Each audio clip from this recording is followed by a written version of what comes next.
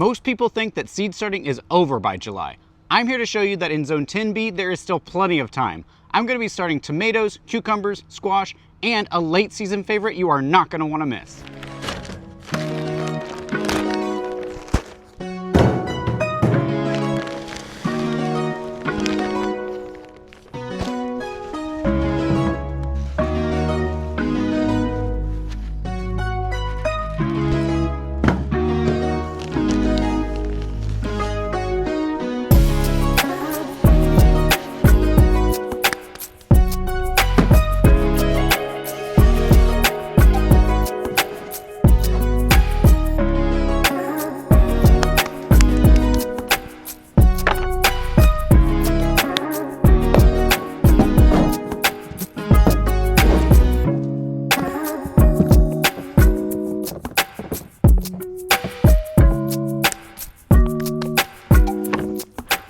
It's July and I'm in Zone 10B. I can grow a lot of things in Zone 10B that some of you all in other climates might not be able to. The great news is though, you can find out and there is plenty of time. So the first thing you're gonna do is identify your first frost date. If you don't know your first frost date, you can Google your zip code plus the phrase first frost date. This will help you identify when your first frost will be. Once you have that first frost date, the next step you need to do is look on your seed packet for the days to maturity.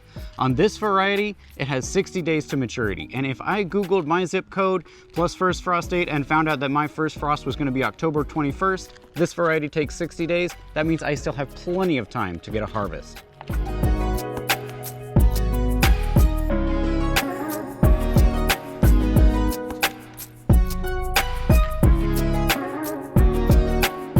Once you get the math right, it's time to move on to the soil. And the great news is it does not have to be expensive. You do not need to buy a special seed starting mix. I have just used sifted potting mix. Potting mix is cheaper, it has nutrients that your plants can access as they size up, and if you sift out all the big chunks, it will do just fine. Okay, now we're ready. All right, as you all know, I have a pretty big main crop of tomatoes going down in my bed, but if you caught in my last video, I did have one completely go down to a disease. I didn't have a backup ready to go, so we're gonna fix that now. Before I get to the backups though, I was going to show you a new variety that I was gonna plant. I have actually planted this in the past, and I swore I would never plant it again.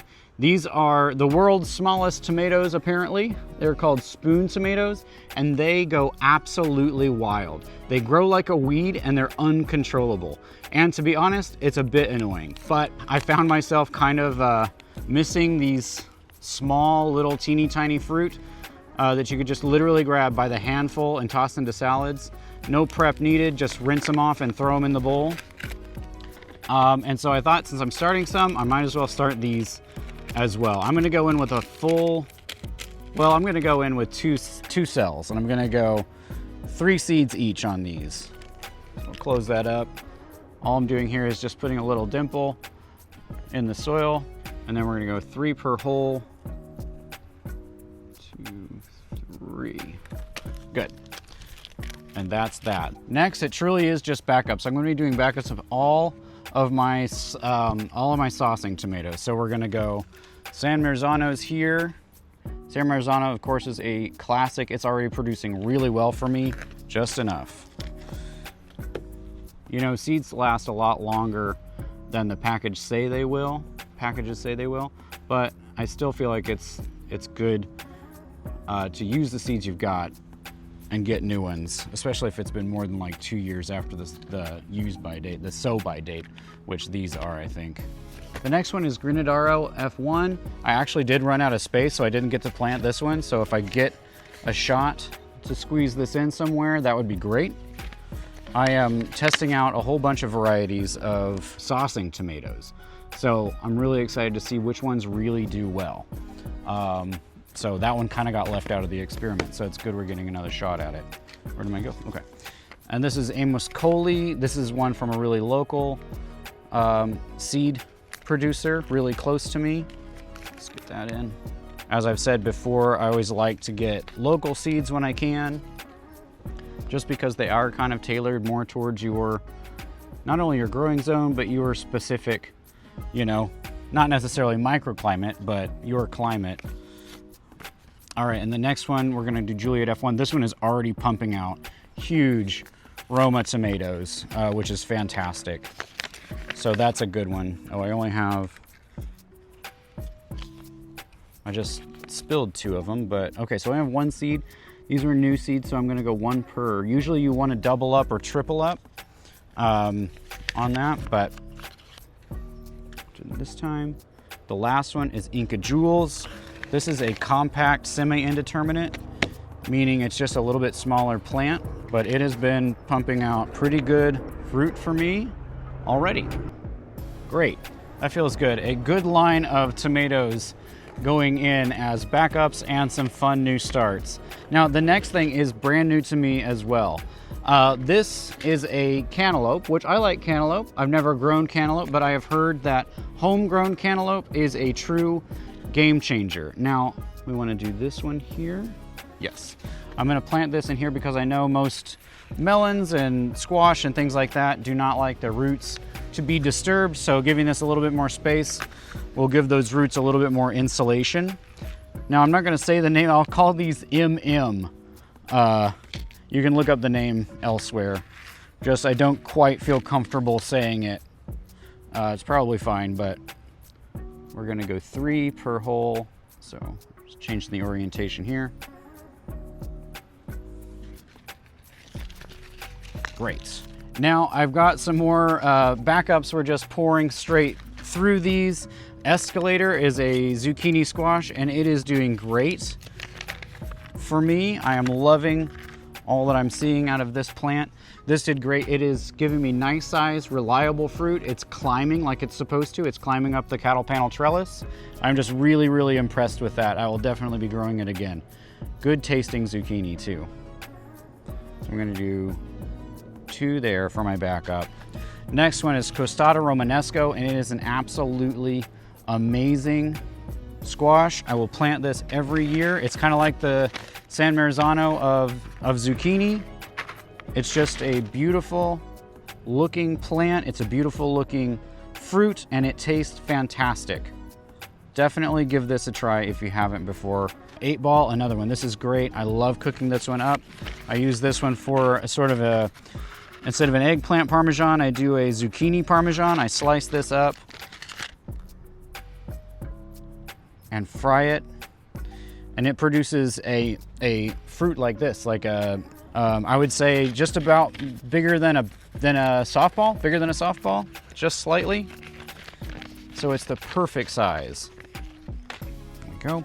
All right, moving on to some cucumber backups. I have tried and tried and tried. I've tried 3 times to get this cuckoo melon, this little mouse melon, to, well, it'll germinate and it'll come up, but then it just fizzles out. So I don't know what's going on with it. So I'm just going to scatter blast this one more time and try to get a crop of these, because I mean, I hear they're one of the easiest things to grow, but I so far have had no luck. So we're going to use up every last seed of that. 6, so we'll change the orientation.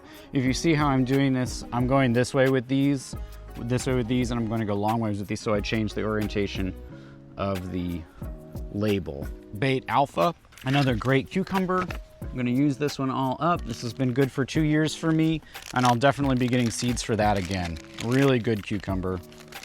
Great tasting, good slicer, very reliable, just enough. This is so cool. I love how when it works out that I have just enough. All right, and the last cucumber backup we're going in with is Hocus. I didn't quite get the production out of this as I was really hoping for. I really wanted just a whole bunch of these for pickling because they're tiny little gherkin style cucumber and they're great for pickling. But so far this year, I have not gotten many of them. And then the question becomes, I don't have that many of them, so I can't pickle them really. So what do? So usually I just end up eating them. They taste fine. So I guess that's a plus. They do end up tasting okay. Okay.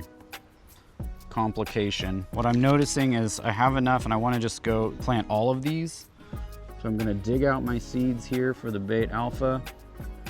I know I did 2 per, so it should be pretty easy to find them. And we'll do that tray. This is just a little bit of organization on my part, but it's good, I guess, to share. Like once it's in there, it's not like set in stone. You can still pull it out and move it if you want to. Just trying to make sure I get all of them out. There we go. Great. Poke those in there and we're right as rain. Good to go. And now I can plant this whole tray with the hocus, because as you heard, I really want to get a good crop of these, and maybe this will help. Running through, look at that pile of empty seeds. That's just great. That means we're being efficient and we're using up everything we've got. All right, now moving on to that late season favorite you've been waiting for. You can bake it, you can decorate with it, you can carve it up in crafts, and it is, of course, pumpkins. And I've got 3 wonderful varieties that do really great in my growing zone. The first one we're gonna go in with is Black Cat.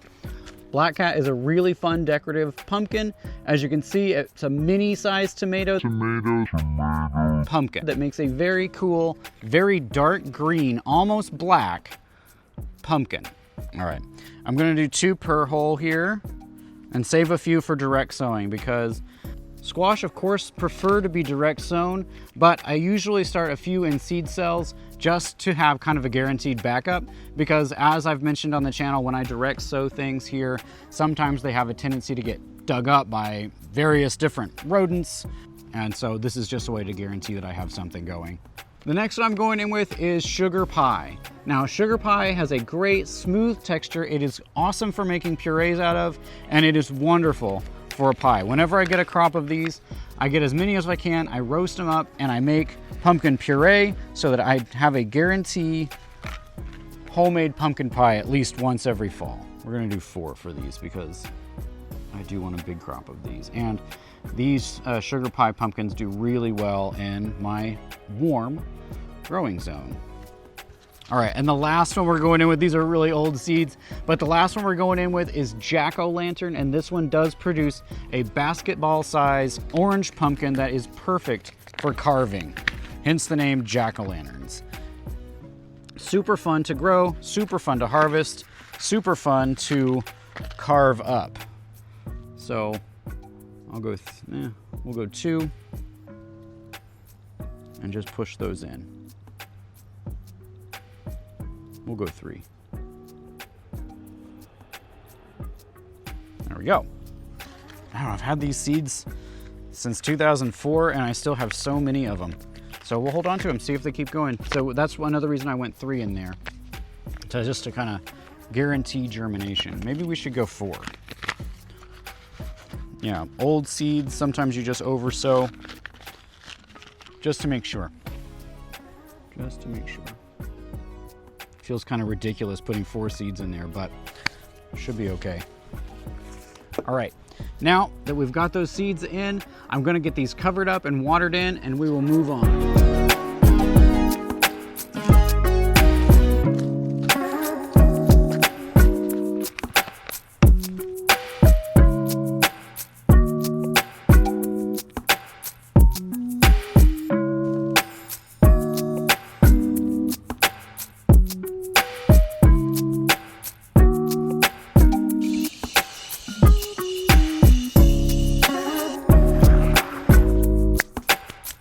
That's gonna do it for today's video. It feels so good to get those pumpkin seeds started, and it's a great reminder that fall is just around the corner and we have so much left to do in the garden. If you all enjoyed this video, hit that like button. Let me know what you're growing in the comments below, and don't forget to subscribe for more updates. Thanks so much for hanging out with me today, and I will see you all next time. Bye.